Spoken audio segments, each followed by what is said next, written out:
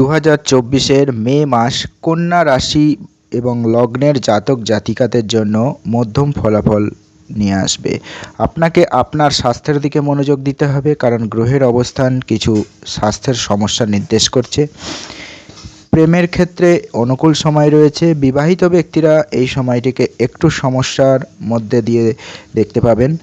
তাদের বৈবাহিক জীবনের যত্ন নিতে হবে এবং জীবন সঙ্গীর মনোযোগ আকর্ষণের প্রয়োজন এই সময়, কারণ তাদের স্বাস্থ্যের অবনতি হতে পারে। আপনি আর্থিক সমস্যায়ও পড়তে পারেন, কিন্তু আপনি যদি একটি বাজেটের সাথে লেগে থাকেন, অর্থাৎ খরচ নিয়ন্ত্রণ করতে পারেন, তাহলে পরে আপনার এই সমস্যা অনেকটাই এড়াতে পারবেন।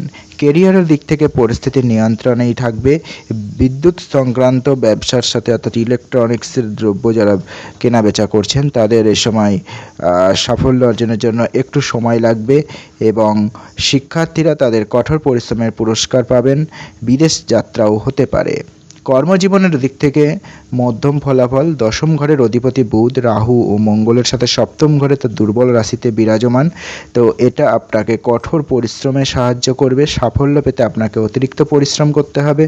আপনাকে এ সময় যথেষ্ট বুদ্ধি প্রয়োগ করে এগিয়ে যেতে হবে। 10ই মে বুধ অষ্টম ঘরে মেষ রাশিতে প্রবেশ করবে এবং এই সময় কর্মজীবনের উত্থান পতন নিয়ে আসবে। এই মুহূর্তে আপনাকে অবশ্যই সতর্ক থাকতে হবে, অন্যথায় আপনি আপনার চাকরিও হারাতে পারেন। বুধ নবম ঘরে প্রবেশ করবে মাসের শেষ দিনে, অর্থাৎ 31শে মে।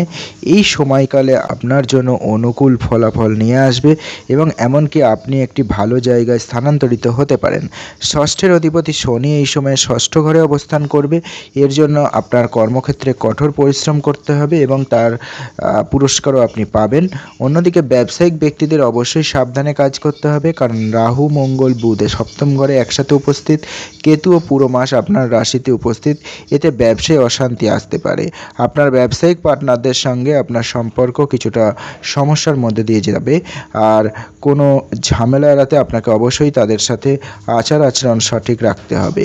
সপ্তমের অধিপতি বৃহস্পতি নবম ঘরে বিরাজমান। এটি ব্যবসার সাথে সম্পর্কিত। আপনার দীর্ঘ যাত্রাকে সফল করবে। আপনার ব্যবসা বিভিন্ন জায়গায় প্রসারিত হবে। আর্থিক ক্ষেত্রে দেখা যাচ্ছে যে ষষ্ঠ ঘরে শনি, সপ্তম ঘরে রাহু মঙ্গল বুধ এবং অষ্টমে শুক্র বৃহস্পতি কিছুটা সমস্যা নিয়ে আসবে। আপনার খরচ বাড়বে এবং আপনি আপনার যদি হিসাব মেনটেন করতে না পারেন, তাহলে পারে আপনার এ সময় একটু সমস্যা মধ্যে আপনাকে পড়তে হবে। তা আয়ের চেয়ে ব্যয় বেশি হবে। যাই হোক, আপনি যদি আপনার ব্যয় নিয়ন্ত্রণ করতে পারেন, তাহলে খুব একটা সমস্যা আপনি পাবেন না। দ্বিতীয় অধিপতি শুক্র এই মাসের শুরুতে অষ্টমে উপস্থিত। এই কারণে আপনি আপনার কিছু গোপন কর্মকাণ্ডে অর্থ ব্যয় করবেন, এতে সুখ খোঁজার চেষ্টা করবেন, অর্থাৎ বিলাসিতার পেছনে কিছু খরচ হবে। শুক্র 19শে মে আপনার নবম ঘরে প্রবেশ করবে এবং সেখানে বৃহস্পতির সাথে মিলিত হবে। এটি আপনার জন্য আর্থিক লাভ নিয়ে আসবে। তাই বলা যায় 19শে মের পর একটু ভালো ফলাফল পাবেন। এই সময়ের মধ্যে আপনি আপনার অর্থ বিনিয়োগ করতে পারেন, তবে শেয়ার বাজারের পুঙ্খানুপুঙ্খভাবে সবটা জানার পরেই করবেন, না হলে পরে আপনি ক্ষতির সম্মুখীন হতে পারেন।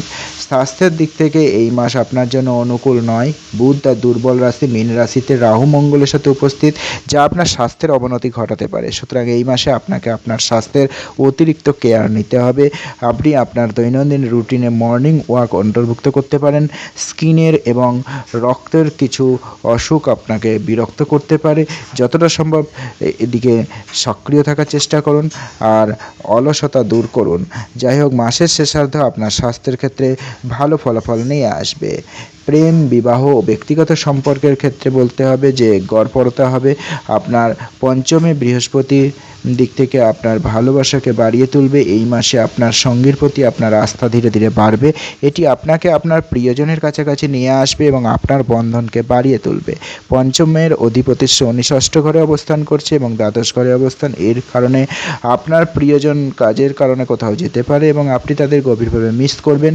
এই মাসটি বিবাহিত কন্যা রাশির যারা জাতক জাতিকা রয়েছেন তাদের জন্য চ্যালেঞ্জ নিয়ে আসবে, কারণ সপ্তম ঘরে কেতু এবং অন্যান্য গ্রহ যেমন রাহু মঙ্গল বুধের উপস্থিতি স্বামীর মধ্যে অহং সংঘর্ষের দিকে নিয়ে যাবে। তাই এই সময় একটু সমস্যা বিবাহিতদের জন্য রয়েছে।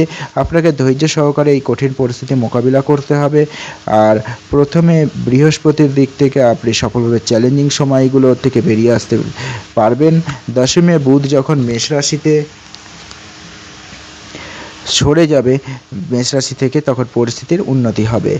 পরিবার ও বন্ধুবান্ধবদের ক্ষেত্রে দেখা যাচ্ছে যে আপনার আচরণ এক্ষেত্রে নিয়ন্ত্রণে রাখতে হবে। আপনি সহজেই আপনার মেজাজ হারাতে পারেন, এটি আপনার পরিবারের সদস্যদের বিরক্ত করবে, পারিবারিক শান্তি নষ্ট করবে। চতুর্থের অধিপতি বৃহস্পতি নবম ঘরে বিরাজমান, এ কারণে আপনি কোনো তীর্থস্থানে পারিবারিক ভ্রমণের পরিকল্পনা করতে পারেন। আপনার উপর বৃহস্পতির প্রভাবে আপনি ভালো পারিবারিক সিদ্ধান্ত নেবেন। শুক্র এবং রবি অষ্টম ঘরে উপস্থিত, আপনার দ্বিতীয় ঘরের দিকে দৃষ্টি দেবে। এতে পরিবারের সদস্যরা একে অপরকে সম্মান করতে সক্ষম হবে। অহংকারের দ্বন্দ্ব থাকতে পারে, তবে সামগ্রিকভাবে পরিস্থিতির নিয়ন্ত্রণেই থাকবে। যাই হোক, ভাই বোনদের আচরণ আপনাকে বিরক্ত করতে পারে, আপনি তাদের অসুস্থ স্বাস্থ্য নিয়ে সমস্যায় পড়তে পারেন, তাই এই সময় তাদের ভালোভাবে যত্ন নিতে হবে। আপনি প্রতিদিন ভগবান বিষ্ণুর পূজা করতে পারেন এবং শুক্রবার গরুকে গমের আটা খাওয়াতে পারেন। ভিডিওটি এখন আপাতত এতটুকুই। ভালো লাগলে অবশ্যই লাইক করবেন, চ্যানেলটিকে সাবস্ক্রাইব না করে থাকলে সাবস্ক্রাইব করতে ভুলবেন না। নমস্কার।